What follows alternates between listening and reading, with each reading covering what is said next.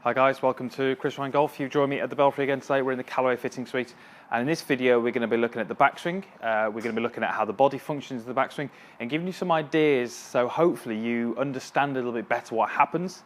And if we can understand what happens, then hopefully we're going to make some better backswings, and that's going to help us hit some better shots. So we're going to be looking at the upper body really. We're going to be looking at how that, I say, rotates and turns as the club goes back, and some of the things that we see golfers do wrong, and just explain what they're doing wrong, and hopefully you'll get a better, as I say, understanding of what happens.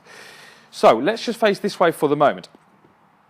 Let's look at the positions that we can be in. At setup, we are generally tilted forward, so we flex forwards some amount, okay?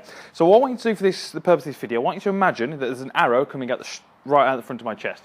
So as I stand here, you can see that arrow is going straight out horizontally, but at setup, as we set up this way, the arrow is pointing more down towards the ground because I'm in forward flexion, okay? Now if I go back up to neutral, I can continue this way towards what we call extension, okay? Now here you can see the arrow is pointing more up towards the ceiling.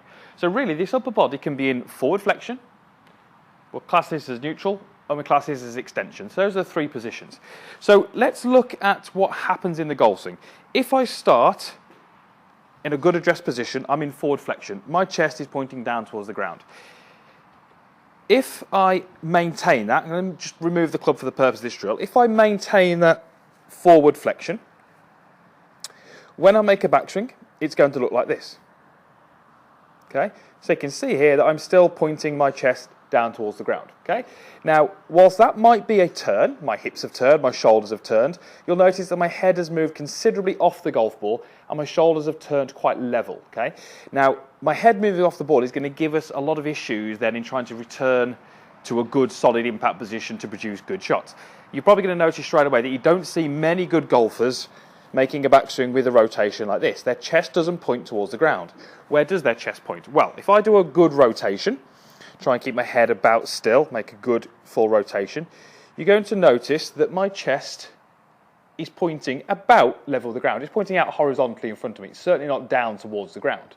So if we're going to maintain our head position and make a good backswing rotation, we need to allow the body to go from this forward flexion towards this extension position here, where my chest is now pointing out directly away from me, horizontal with the ground, okay? And that's really, really important that we get that understanding. Far too many golfers are trying to keep flex forwards. They're trying to maintain their spine angle. If I maintain my spine angle, I'm going to stay flex forward, and that's going to cause my head to move, okay? So we have to work towards extension.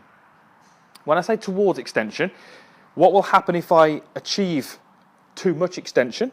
You're going to see, I'm going to go into a good position now, hopefully. So there's my good position.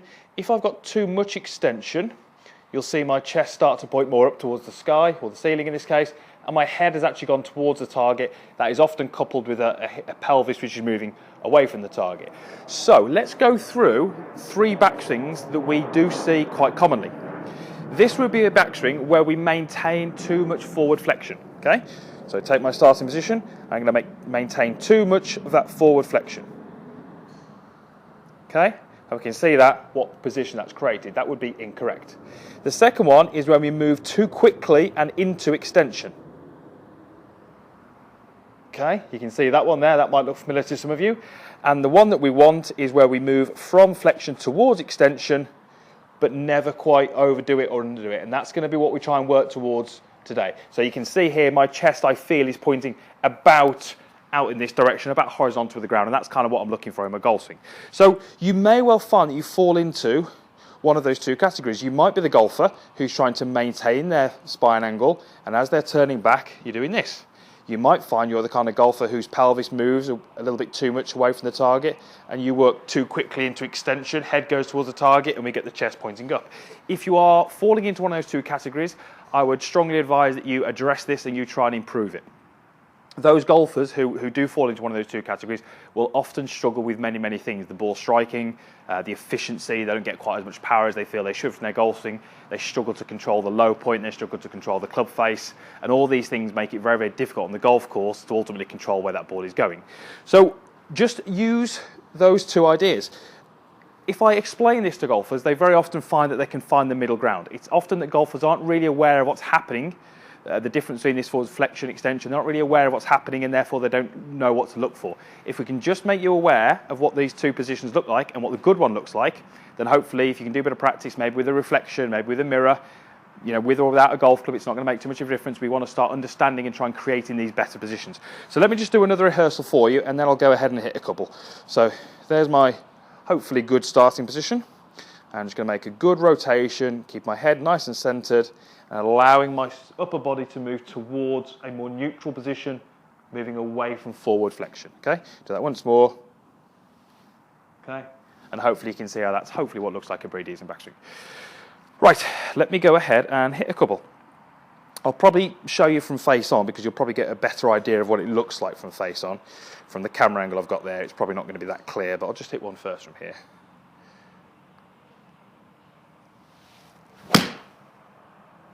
Okay, that was a really nice shot actually from here. It was pretty straight.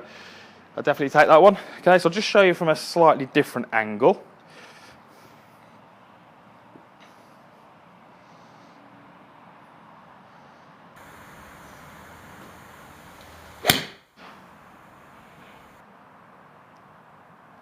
Okay, and again, a pretty decent shot there.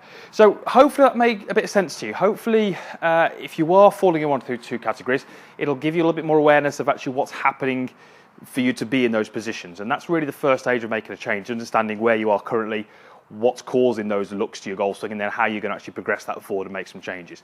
So maybe if you're going to have a practice session, pop it on camera, use your phone, use your iPad, whatever it may be, and just have a look, see if you do sort of feel that your head moves one way or maybe towards a target, maybe you get this flexion, extension position, but have a look. It might cause you to hit some better golf shots if we can work towards some better rotations in the backswing, and ultimately that might help you play some better golf.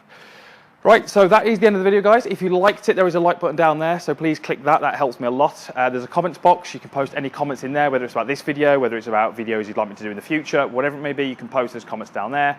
And in the description of this video, there is a link to my page where you can subscribe absolutely free. So it's well worth doing. You'll just get an email notification when I upload a new video, and you just won't miss any of the content. Okay, so thanks again for watching, and we will see you again next time.